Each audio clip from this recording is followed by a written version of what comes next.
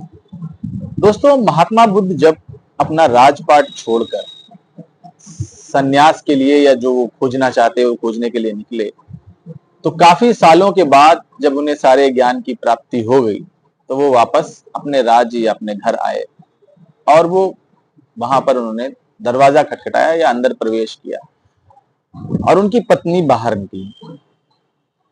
और जब पत्नी ने उनको उतने सालों बाद देखा तो उनके स्वतः ही आंसू बाहर निकलने लगे और उनका एक ही सवाल था कि आप हमें छोड़कर क्यों गए? क्या वो जो आप पाने गए थे वो आपको मिल गया? तो उनका जवाब था कि हाँ, जो मैं पाने गया था वो तो मुझे मिल गया, पर मुझे ये भी पता चला कि वो सब मैं यहीं रहकर भी प्राप्त कर सकता था। तो उन्होंने कहा कि जब आप यहीं रहकर ही प्राप्त कर सकते तो आखिर आप गए क्यों और अब वापस क्यों नहीं लौट आते? तो उन्होंने कहा कि बात तो सही है, पर अब इस बात से कोई फर्क नहीं पड़ता क्योंकि मैं उधर आके रहूं या मैं यहीं रहूं, क्योंकि जब मुझे सच के बारे में अब मालूम पड़ चुका है। और दोस्तों, अगर रियल लाइफ की बात करें तो हमारी जो समाज है और खासकर जो सोशल मीडिया का आजकल टाइम है, उसमें एक बहुत ट्रेंड और फैशन से चला है कि हमें सफलता पाने के लिए रिश्तों को त्यागना पड़ेगा, रिश्तों को छोड़ना पड़ेगा, रिश्तों को भला बुरा या जलील करना पड़ेगा। और इतनी नेगेटिव तरीके से रिश्तों को दिखाया जाता है कि ऐसा लगता है कि अगर रिश्ते नाते सब छोड़े नहीं तो सफलता मिलेगी नहीं। लेकिन सच्चाई इसके बिल्कुल उलट। दोस्तों, जिस तरह पैसा और समय लिमिटेड है, हम पैसा भी बहुत सोच समझ के प्लानिंग के साथ खर्च करते हैं। हम समय भी हमारे पास लिमिटेड है तो हम समय भी बहुत सोच समझकर और प्लानिंग के साथ करते हैं।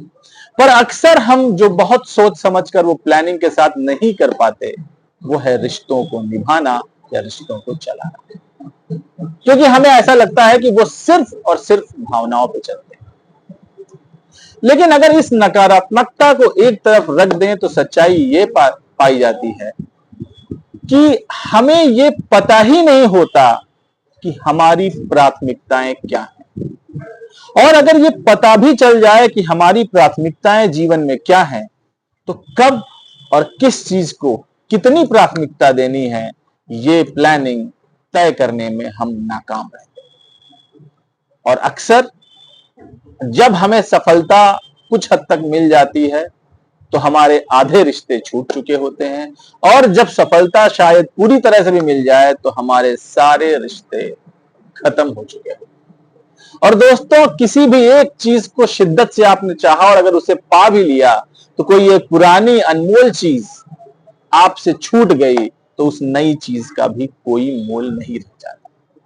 तो जो सोशल मीडिया पर ये कुछ चीजों को जनरलाइज कर दिया जाता है कि एक दो कुछ घटनाएं या एग्जाम्पल ऐसे हुई या किसी ने कुछ वीडियो देखा कि ऐसा हुआ तो ऐसा हुआ, तो तुरंत इस निर्णय पे आ गए कि हमें सफलता पाने के लिए सब कुछ छोड़ना ही पड़ेगा। हमारे घर वाले भी हमारे दुश्मन हैं, हमारा मोहल्ला भी हमारा दुश्मन है और हमारे रिश्तेदार भी हमारे दुश्मन है, और उनको पूरी ही गलत तरीके से रिप्रेजेंट किया जाता है सिर्फ और सिर्फ अपने ईगो को सेटिस्फाई करने के लिए। जबकि सच बिल्कुल इसके उलट है। जैसा कि हमने शुरुआत में उस कहानी से समझा कि हम उन पैसे और समय की तरह रिश्तों नातों में भी अपनी समय और ऊर्जा खर्च करके उनको हम बचा सकते हैं, ताकि जब हमें सफलता मिले तो हम एक चीज को पाकर दूसरी चीज को खोने की हालत में ना रहें। हाँ, एक सच और जरूर है कि रिश्ते आप अपनी तरफ से निभाने का पूरा प्रयास करिए, अपने सपनों को बिना कॉम्प्रोमाइज किए हुए। और यकीन मानिए, जो रिश्ते सच्चे हैं, जो अच्छे हैं, वो तब भी आपके साथ टिके रहेंगे।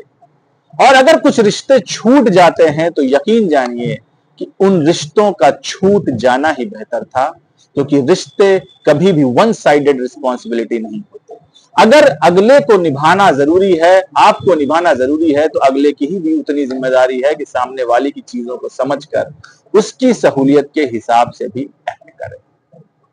तो दोस्तों, उम्मीद है आपको आज का ये वीडियो अच्छा लगा होगा।